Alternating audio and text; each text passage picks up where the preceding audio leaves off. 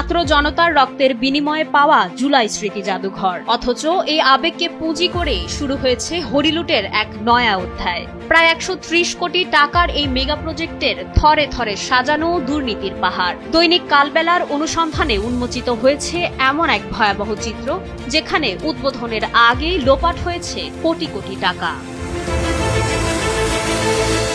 প্রতিবেদনের সংগৃহীত নথিপত্র বলছে, জাদুঘর উদ্বোধনের কোনো নামগন্ধ না থাকলেও নামফলক উন্মোচনের খরচ দেখিয়ে সরিয়ে ফেলা হয়েছে কয়েক কোটি টাকা। অবিশ্বাস্য হলেও সত্য, কর্মকর্তাদের দুপুরের খাবার আর বিকেলের নাস্তার পেছনেই খরচ দেখানো হয়েছে প্রতিদিন গড়ে ১ লাখ টাকা। ২ মাসে শুধু সংস্কৃতি কর্মীদের আপ্যায়নেই ওড়ানো হয়েছে ৫,৩০,০০০ টাকা। প্রশ্নহীন এই খরচের তালিকায় আছে হাজার হাজার টাকার ইন্টারনেট বিল আর দফায় দফায় তথাকথিত সেমিনার ও আলোচনার নামে অর্থ আত্মসাৎ।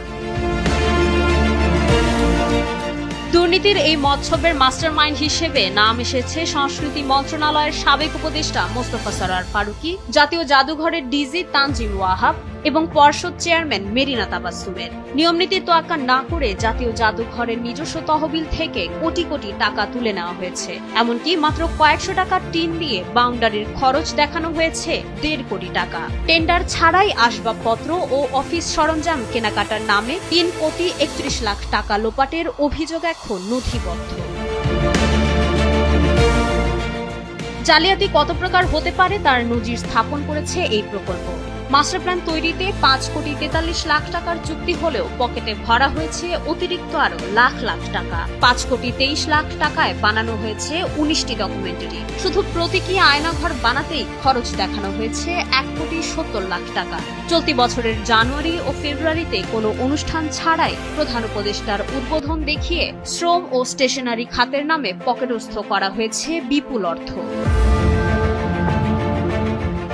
সিভিল ও ইলেকট্রোমেকানিক্যাল কাজের জন্য বরাদ্দ ৯৭ কোটি টাকা নিয়েও চলছে লুকোচুরি। কাজ আগেই সম্পন্ন করে ব্যাকডেট দিয়ে টেন্ডার আহ্বান করা হয়েছে পছন্দের ২ প্রতিষ্ঠান দ্য সিভিল ইঞ্জিনিয়ারিং ও MN হুদাকে কাজ পাইয়ে দিতে। ভেরিফিকেশন রিপোর্টে ব্যয়ের তথ্যে গড়মিল ও নকশা পরিবর্তনের দোহাই দিয়ে বাড়ানো হয়েছে প্রাক্কলিত মূল্যের চেয়েও বেশি বিল। সংসদে জুলাই গণ অভ্যুত্থান স্মৃতি জাদুঘর বিল পাশ করে সংস্কৃতি মন্ত্রীকে এর প্রধান বানানো হয়েছে। ২৪-এর স্মৃতিরক্ষার এই স্থানটি কবে স্বচ্ছতার আলো দেখবে, সেটি এখন বড় প্রশ্ন। মাইশা মালিহা, সময়ের আলো।